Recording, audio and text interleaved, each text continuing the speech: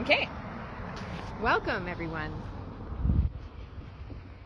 Thank you, ErinKate Tredger, my wonderful camera person. Here we are. Thank you to everyone who may be joining us. Hopefully you're coming in. I'm not 100% sure that we're collectively tech savvy enough to respond to you if you make a message, but what the heck, try it. Well, try. Here we are. We're at 4th Avenue. Cross street over there is Wood Street. We're in Whitehorse, the capital of what we call the Yukon Territory, in the territories of Kwalendon First Nation on Patchogue Council. It's loud. It's quieter in the gallery. I wanted to start us out here for a couple of reasons. I wanted to sort of set the stage for our beautiful April weather. I was noticing that the pussy willows kind of look like seal skin, and the clouds kind of look like pussy willows. And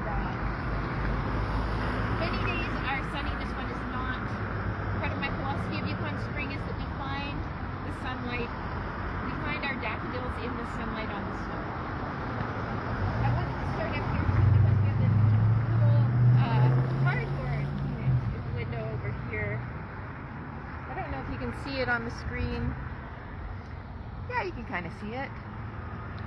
So I went to Montreal. Well, maybe I'll tell you this inside where it's less noisy. So this is the title, which would be more visible at night. It might be a little hard to see. It says Phoenix Finding Form. All the letters are made of fused bottle glass in my kiln. The letters are for sale for $15 each. Wanna buy a C? I got a C. And I got an X. And I got an H. And I got an F. Well, anyway. So on the way in, we have this isn't part of Phoenix Finding Form exactly, but this is a piece where it's a dress, a suspended dress sculpture. The bodice is Yukon clay. The skirt is shelf glass, and you'll see a bunch more applications of shelf glass. Shelf glass bends really gorgeously, and that's part of the observation that this piece is built around, and that was put to more work inside in Phoenix Finding Form. I guess you can also kind of see, maybe this is a good angle, there's some low relief ceramic feet. Now the ceramic itself is red clay. They're coated with a white kiln wash, and I made a ceramic sculpture of a whole life-size figure because I knew I wanted to slump glass over it in order to make, well, in the end, 2 life-size figurative sculptures in glass diverted from Waste Street. Welcome to Yukon Artists At Work Gallery. We're open Tuesday to Saturday, 11 to 4. And you can see a whole bunch of work by Yukon artists in here, including me, and including this show, but only until Saturday. Saturday will be the last day.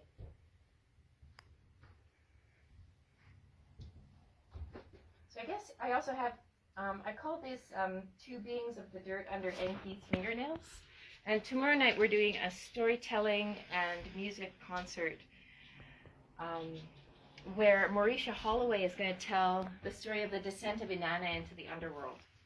And the kind of heroes of the story are these 2 beings who are described as being sexless, who are made of the dirt that some character takes from under their fingernails, and they're the only thing that brings any comfort to one of the characters who's suffering. And so these were actually little bits of clay that I used to, because I had to cut these up in order to fire things in my kiln, so I would use these little lumps of clay to make them stand. They're basically shims.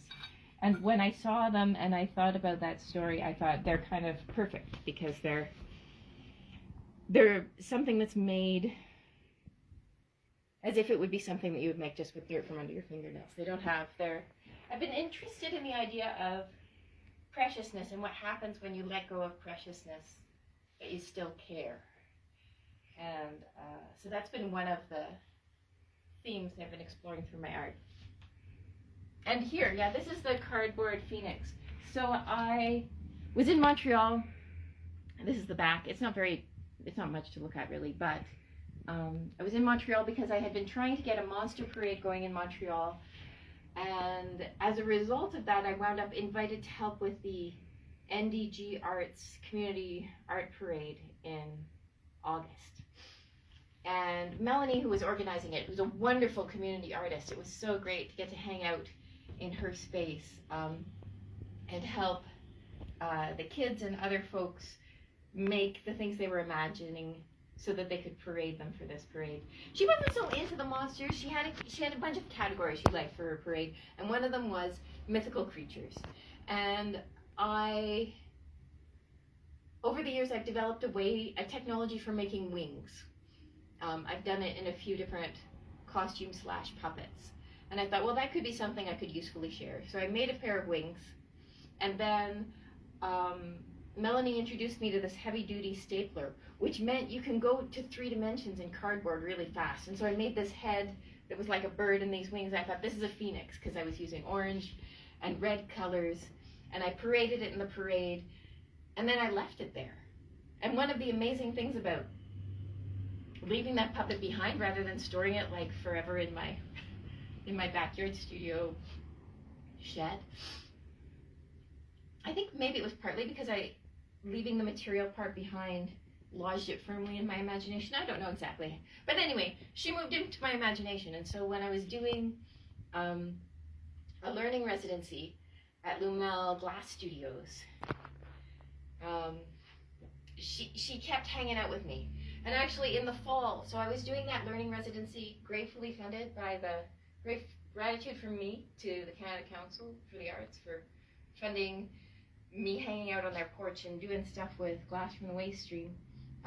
This fall also I did a couple of my winter garden things, which are community art projects where we make a whole bunch of things that should be in a garden and hang them over the winter. And we did that in Hillcrest, and that's where I made that cardboard raven, because if I sat down and just kind of made something, I was gonna make a phoenix because she'd come to hang out with me. Now at Lumel, I had been planning to make a life-size figurative piece, partly because Luann really wanted to share her Bell kiln with me. And this is this kiln with a lid that can be cranked up and down, and you can fire like a 36-inch square piece of glass. And that would have been really cool. But, you know, the world will sort of have its way with our plans, and the Bell kiln kind of got lost in translation between Raven Recenter and Lumel, and so I wound up working in my own kiln. And the advantage to that, the advantage and disadvantage is all the pieces are smaller, and so they will be easier to pack and bring to other places, she said, hopefully. So let's go back towards the show. I think I've shown you what's in the window.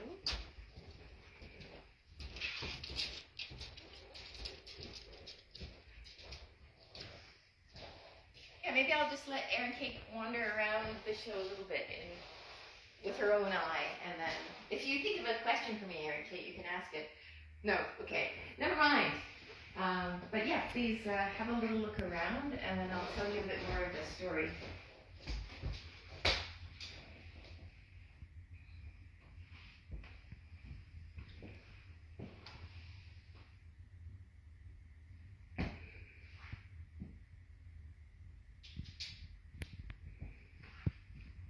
So I knew that I wanted to render this phoenix figure in glass from the waste stream. And I kind of thought I wanted to do one that was in bottle glass and one that was in clear glass. These are old glass shelves, mainly glass shelves that were abandoned behind this very building from when this was the Pot of Gold jewelry shop. But also some of them that the Arts Underground, the Yukon Art Society, was getting rid of. So these pieces are in some ways, it's funny because many of the pieces I made, I knew I was making, they were artworks, but they were also tools to go to the next piece. So when it was chilly working on the porch at Lumel, and I kind of needed a bit of a warmer place to work, and I also knew that I wanted to go back into painting and drawing to get a clearer sense of exactly what I wanted to do with this phoenix figure. And so this piece isn't in the show because I had so many other pieces, it kind of filled the space. But I was really grateful because I was able to work in the studio with the artist of the Tigetha Auger studio. And I had a couple of big canvases that are kind of like this. It's like there's a 4 by 6 foot canvas and then a 2 by 3 foot canvas that go together to make up a life-size figure. And it was in the course of making that painting that I realized that she didn't just have a raven head. It was a raven head that she was wearing, and there was a human face underneath. Then I went into my winter studio, which is above Cadence Cycle, and I got this plywood because in order to work with clay, you need a solid thing underneath it to move it around because it's soft and oogly until it isn't anymore. And so I made this drawing, and I actually really worked on this drawing. I got my partner Dean to take some reference photographs for me. And I also realized not long after I started drawing, it's like, oh, I need to sculpt this as a nude because the glass is the dress and it needs a body to fall over. So I worked really hard on this drawing, and then I sculpted the whole figure on these boards. And I loved the marks that were left by the clay, and so I left those marks there, and I went into it with chalk pastel and color. And I like this very much as its own piece, but I also really enjoy that it's a working drawing. It's wearing all the marks of its work. You can see these numbers and things in here for me figuring out what went where. So this was a tool. And so was this, because before I went to the clay, I realized, oh, I'll get this drawing covered with clay and then I won't know. I'll still need a drawing to figure stuff out with. So I put some mylar vellum over top of this and traced it, and then developed the drawing even further as I was figuring out this figure, who she was and how I was going to interpret her in glass. And I used this drawing even when I was installing it to figure out what piece I had and what went where. So this also has like notes and check marks and lines and things that are being figured out.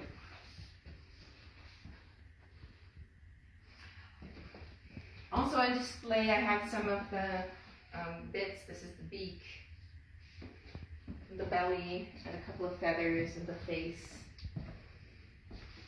in the clay that I was slumping the glass over. These are a couple of experiments.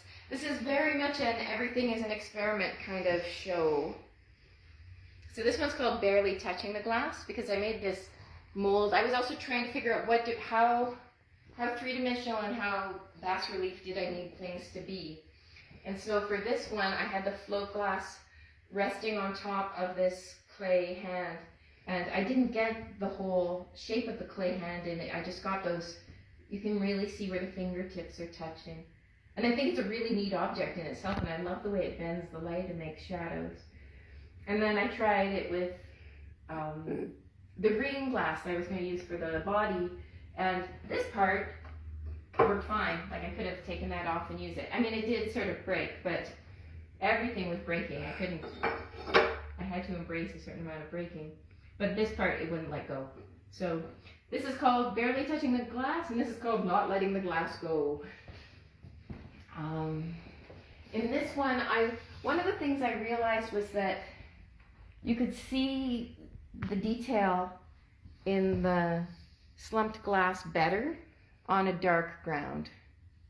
Although in the light here, this one is pretty cool too. But I thought for this big piece, I wanted it to be on a dark ground. And I was thinking about that. It's like, do I paint the wall black? Do I hang like a black sheet behind it? What am I going to do? And then I got thinking about phoenixes and being reborn in fire and the fear of forest fires that we've been living with recently. I have a friend named Sylvia Frisch who's one of the team behind Yukon Birch Syrup, and she lives in the woods with a sawmill. And I thought, oh, maybe I could see if she had like barky offcuts or something, and I could scorch them, and then bam, she cut me a whole bunch of slab, and so I was committed. So it was kind of beautiful because when I was working like stink towards trying to get this all the way done to open it, there were some nights when I made a little fire in my backyard of old shipping pallets and roasted some smokies for supper, and then hung around roasting boards under the moonlight, and that was lovely, and it rested me and it fed me beauty. It's nice, it's really good to really enjoy those parts of art making, I think. What else shall I tell you? In the show there are also the sketchbooks that are me figuring stuff out. So there's a pretty fun little line from February. I'm a little worried that I don't have the firing schedule to pull this off. Well, just make sure it's always firing. So yeah, if this exhibit is very much a sharing of the process, and you can have as much of the scrawled process as you like. You can't take it away with you, but you can delve into it. So these are little test things when I was trying to figure out what kind of spray fix-it I could use on the vellum. This is bottle glass. One of the things about bottle glass is different colors are generally not compatible, but I wondered if the pieces were small enough that it might work, and so far that one seems to have worked. For this one, I wanted her to be wearing the broken glass, and so her dress, all of the pieces, many of the pieces that are slumped were first fused so that I could put all the pieces of broken glass together, and then slumped over the form. The feet, it's just a straight up panel. I just wanted the detail of that to come through. With the arms, I wanted the ribbons that were hanging down from her arms kind of as wings. I wanted those to be interpreted as overlapped glass. So there was this, I was referring to the drawing a lot, making those. And I wanted the source of the ribbons to be this kind of void.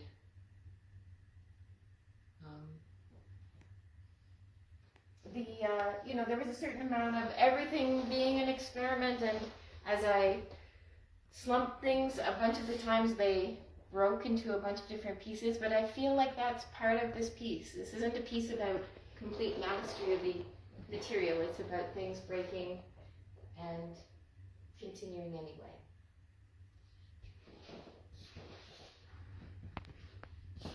In the bottle glass raven, one of the things I was thinking, well, how am I going to do her feathery wingspan? How am I going to do that in bottle glass? Because I was thinking about fire, of course, with phoenixes, but then I realized that fireweed has a very similar story to phoenixes, and so these don't actually use any kiln time at all, though, because what I did was I broke up green gin bottles for the leaves. I had some help. Heather Ashthorne came out and wanted to work with me, and so her generous contribution of help with this was really a lovely thing. So in this one, the pink flower bits are scrap glass from Lumel that comes off the end of their punties, which are the long metal rods that they use, and then they tumble those. So I took the ones that had colors that were fireweed-ish and drilled holes in them so that they could be added. And then these parts down at the end are beads. They're new glass. And bless Lori Young's heart over at the Indian Craft Shop on Main Street. But I did my prototype with them, and then I realized I needed more of these beads, and she went to the back and dug through to find me some more of those, and I was grateful for that too. It was interesting because, as you can see on this one, like the raven head has a lot of featheriness about it. Oh, I guess I don't have those pieces of ceramic here, so these are feathery bits. as I was firing, I realized that I liked, for the black glass, I really liked the part that had been against the kiln shelf and was flattened like that. And so I was able to get the texture of the feathery bits in these feathers. But for the most part, it was being slumped on the other side. Any feathery texture is on the other side over here. I'm grateful to the bottle depot at Raven Recycling because I needed a whole bunch of the same kind of bottle, and so they diverted some from the recycling stream for me. These are all wine from New Zealand. I figure if you're going to make glass come from New Zealand, you may as well try to use it for something before it goes away. One of the things that's interesting is that when this was two, like the cylinder part of a wine bottle, two of them beside each other, and the thumb is such a different color. Even though I made a point of making sure I was fusing like bottles of the same kind of wine with each other. Fortunately, they're compatible, but you can see some color shifts, so they're slightly different colors. This is the crazy risky thing about doing anything with glass from the waste stream, is people think glass is glass, but it isn't. And each slightly different formulation of glass is going to have different expansion, coefficients of expansion and contraction. And it's going to, if they expand and contract too differently, they just break. Like glass has very clear boundaries. If it doesn't like it, it breaks. Still, there's still room for negotiation. You just have to learn a lot how to negotiate with it. And again, I wouldn't say this is an example of mastery, but it has happened. And there's something about resilience in that. One of the things that's interesting with Lumel is working hard with Raven Recenter to use some of the bottle glass from the waste stream, because we can't actually recycle glass in the Yukon. So they are gathering some of that up, and they've invested quite a lot in a recipe, because you can't take that glass and then blow it. It doesn't work. It's not engineered right. But there are things you can add to it, and they've found out what those are, and they're working with that. Now, the crucibles, the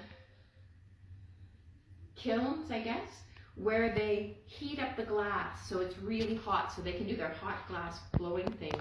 They're usual ones where they use glass that's been engineered for this process. They call those ones dragons.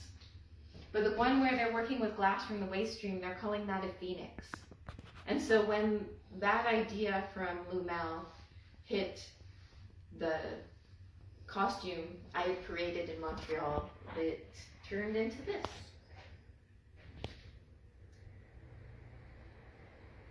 Oh, and one of the things that was beautiful and interesting about installing this, it was rather a lot of work to install. And maybe this is where I could say, there's two more things. One thing is that I had the incredible blessing of having a learning friendship with Mrs. Annie Smith of the Kwamandun First Nation. And I learned a lot of beading from her. And this probably doesn't look much like beading, but these are still pieces of glass with holes in them.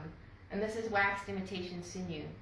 And this is the kind of long, patient process of beading. And so I'm so grateful to Annie and her family that this learning relationship goes on living, even now that Annie doesn't walk in this particular world with us anymore.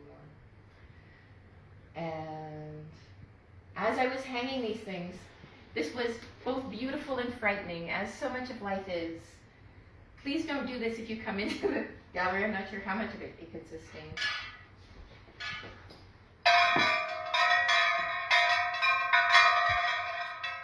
But it was an incredibly musical process installing these things.